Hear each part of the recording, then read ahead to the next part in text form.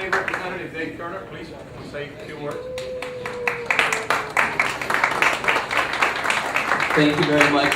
I'm not on the schedule, but I'm glad that I had an opportunity to talk. I first of all want to thank the Chamber because you've been able to get not only the Sheriff, the Inspector General, the #2 prosecutor in our county together in one room. And if we're talking about democracy and discussing policy issues, these are the men and women that really have an effect on your daily life. You think the House of Representatives and the Senate does?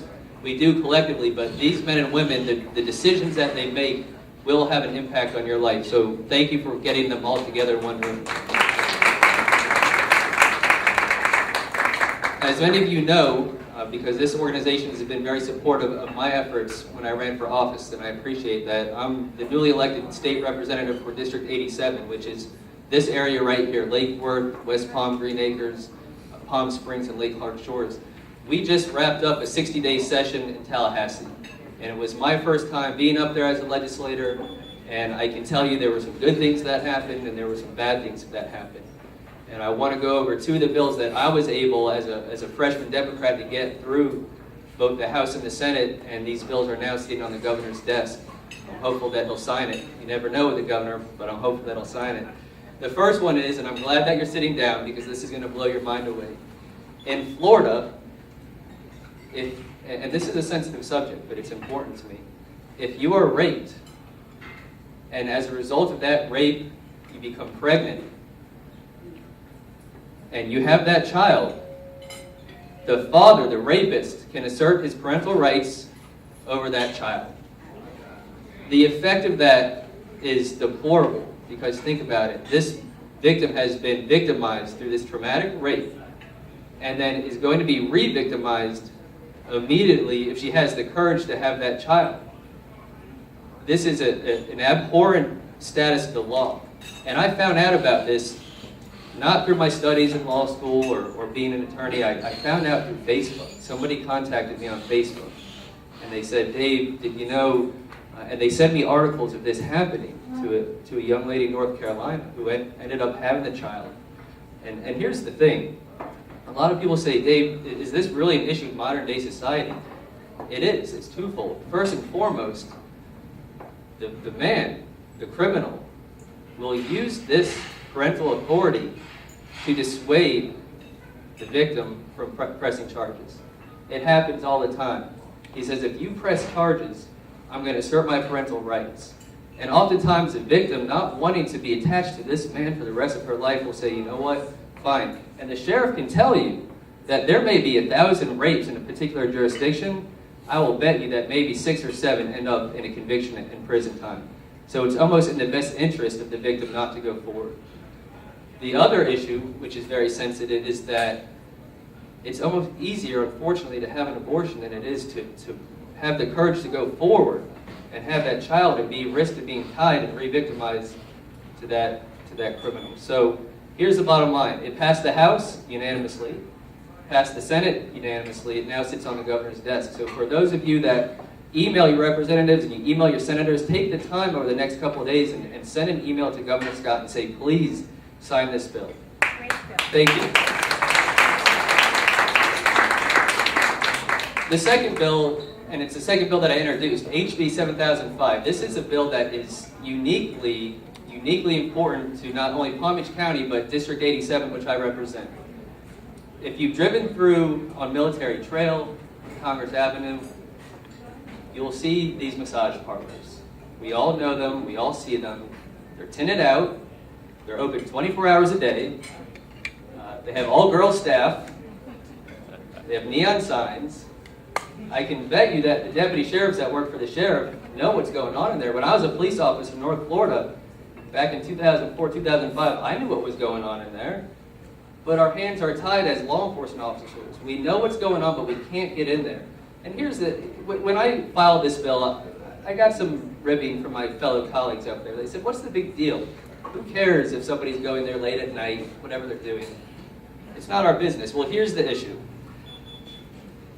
The state of Florida is number 3 in the nation for human trafficking and the sex trade. And it's uniquely important to my district because a lot of the victims come from South American countries. They're brought here, whether illegal or not, doesn't matter to me. They ought to be protected by the law, but they come here, they're promised a good job, $10 an hour working in a restaurant. When they don't speak the language, they don't have resources, they can't reach out to law enforcement, they're scared to reach out to law enforcement, and that's why I'm so proud of Sheriff Bradshaw for understanding that dynamic, that we want to encourage this population to reach out to the police. But they're brought here, they're put into one of these massage parlors, they're forced to live there, they can't leave, and they're forced into sexual servitude to have sex 24 hours a day, 7 days a week. This is a top priority of the Attorney General, it's a top priority of Governor Scott, and it ought to be a top priority of our community. So what HB 7005 does is it closes these establishments between 12 o'clock and 5 o'clock at night. It also prohibits the domiciling of employees within these establishments. And my dad, a retired Lake Worth police officer, said, "Dave, is this really going to stop human trafficking?" I said, "Dad, I don't know, but it's going to empower our police officers, it's going to empower our prosecutors to get into these establishments. And if it is going on, if the deputy on the street sees men coming in and out of these facilities in the middle of the night, they can go in there." And the most important part of this law is it doesn't criminalize the victim that's stuck in there. It criminalizes the behavior of the massage establishment owner. And that's an important issue because we've consistently as a society criminalized people that are already being victimized. We need to change the way that we look at this crime, else we're just going to continue to re-victimize the victim. That bill has passed the House and the Senate unanimously, and I'm very proud to have sponsored that bill as well. So if you call in the first bill, throw in the second bill as well. Tell the governor. Thank you. The last thing, and I just want to take a minute because some of you have come up to me, you read that I wrote an op-ed piece in the Palm Beach Post today about the Violence Prevention Unit. This is not my program, this is the sheriff's program. I stand 110% with the sheriff on this, and I don't want to speak to the specifics because it is his brainchild. But I will tell you that I spent much of my time in Tallahassee advocating and fighting for the funding of this program. It's not a lot of money, but this program can be a model for the rest of the United States. The sheriff should be commended for assisting people that need mental health and not just incarcerating these. Sheriff Bradshaw is being proactive, and I sincerely thank you for stepping up and keeping our community safe. With that said, happy to answer any legislative questions. I know I took more time than I was probably allotted, but 60-day session, a lot happens, and I will be back. You got them together, but I would have been here anyway. So, yes, ma'am. Have the guidelines for that process been put in place? You know, for the violence, the phone calls and the checking. Again, that's something I would defer to the sheriff about the specifics of the program.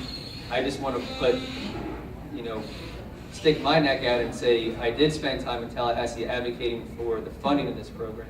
But you don't know. Can we ask the sheriff where the guidelines have been put in place? Have they been? I haven't got the program out yet. The guidelines are there Okay. to protect the Thank you. That's all I wanted to know. And I'm sure the guidelines are there, but like anything in life, it takes funding and it takes the backing of the community, and that's why this is such a good meeting, because we're supposed to hash these issues out. We're supposed to talk about the important issues of the day. Anything else I can attempt to answer legislatively? All right, Sam, thank you so much for giving me an opportunity. Thank you.